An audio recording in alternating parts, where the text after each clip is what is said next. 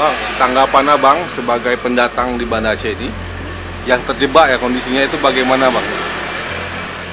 Kalau saya sih lebih diperketat aja karena di Banda Aceh kan situasinya lebih akhir kenanya kan daripada di kota lain. Kalau bisa sih untuk pencegahan lebih dilakukan di awal karena kita sendiri, kita masyarakat sendiri yang bakal rugi juga kan. Kalau bisa sih saran saya lebih dicegah di awal dulu. Seperti di bandara, kalau bisa di bandara, di pelabuhan antara Aceh sama Sabang juga kan. Kalau bisa antara perbatasan Medan sama Aceh lebih diperketat lagi. Penyemprotan malam ini dilakukan di mana-mana aja, Bang?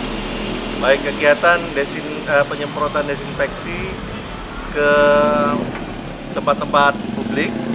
Yang pertama kita menyemprot di halaman balai kota, kemudian kita menuju Rumah Sakit Umum Meraksa Kota Banda Aceh. Setelah itu kita menuju ke Pasar Stuy. Lalu dari Pasar Stuy, saat ini kita sedang berada di pusat perbelanjaan terbesar di Kota Banda Aceh, Sujuya Mall. Setelah ini kita akan menuju ke Rumah Sakit Ibu dan Anak. Baru kemudian kita akan menyusuri jalan sepanjang jalan Pasar Aceh.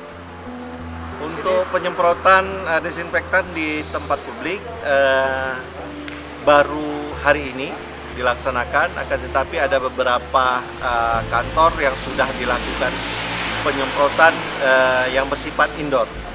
Saat ini hanya bersifat outdoor saja.